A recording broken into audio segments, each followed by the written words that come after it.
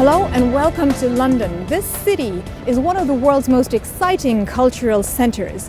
It attracts millions of people every year, offering world-class theatre, plays, concerts, musicals and exhibitions. But this season, the National Gallery welcomes visitors to a landmark exhibition that is set to become the exhibition of the century.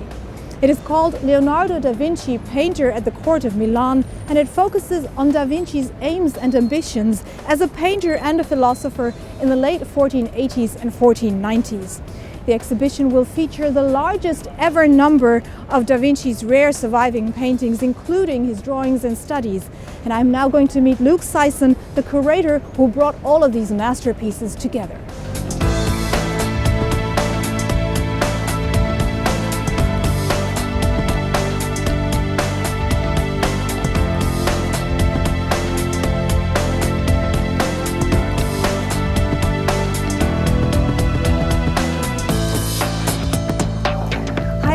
Hi. You're the curator of this exhibition and you brought together paintings that revolutionized the art of painting. Is that one of them? It is. This is the portrait by Leonardo of Cecilia Gallerani, the mistress of his ducal patron in Milan, and a noted beauty, described in her time as beautiful as a flower.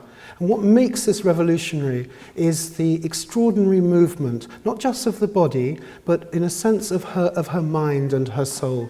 You really feel as if you're in the presence of somebody who's alive. And a poet of the time said that she seems to listen and not speak. And in a way that sums her up. And why is she holding an ermine?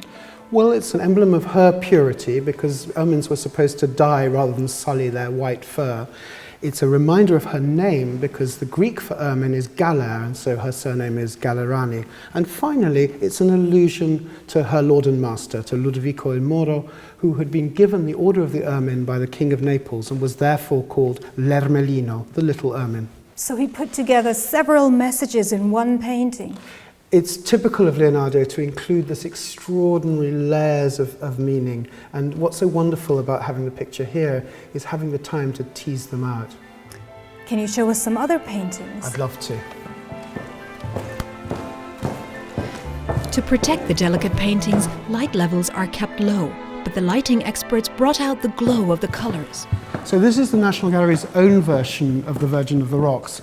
And really it was our decision to clean and restore this picture that prompted the whole exhibition in the first place. There are some parts in this painting that are very dark and others are very light and stand out. How did Leonardo work with the light? Well, Leonardo's really attempting, I think, here to work in a way almost like a sculptor more than a painter. And what he's doing here is a technique known as sfumato, smoky painting. So what you see here is extraordinary transitions, delicate transitions of shadows, and really half shadows. Look, for example, at that beautiful pool of shadow in the palm of the Virgin's hand as it hovers protectively over the head of Christ.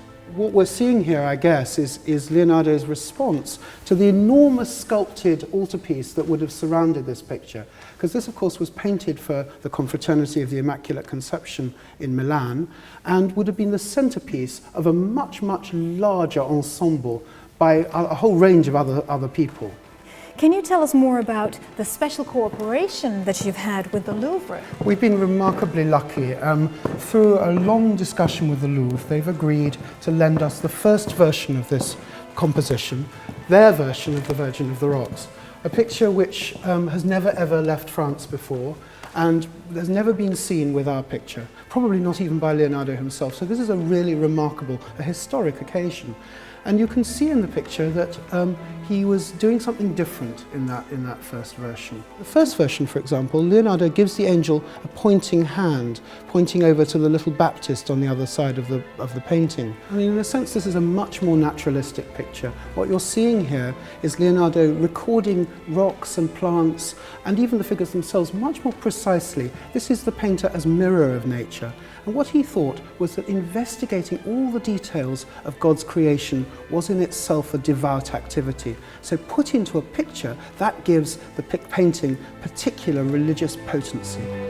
The exhibition has scholarly ambitions and provides research opportunities. Alongside the paintings, it features related drawings and gives the visitor an insight on how Da Vinci observed the natural world and worked out ways to combine both natural and transcendent beauty in his paintings. I understand that there are some paintings that were lost and found again. Yes, remarkably, this is Leonardo's rediscovered Salvator Mundi that has astonishingly turned up in the United States of America and was recognized as a work of Leonardo as it was being cleaned and restored. What is special about this painting?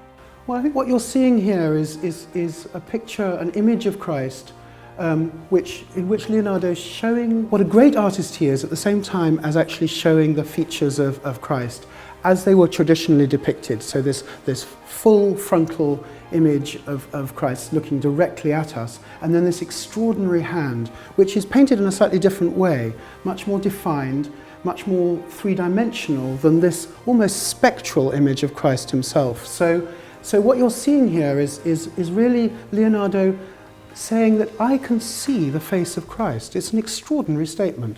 How many paintings and drawings did you get together for this exhibition? Well, this is the 9th, and as a result, a remarkable addition to the exhibition. 9, remember, of only 15 or 16 pictures that survive by Leonardo in the world.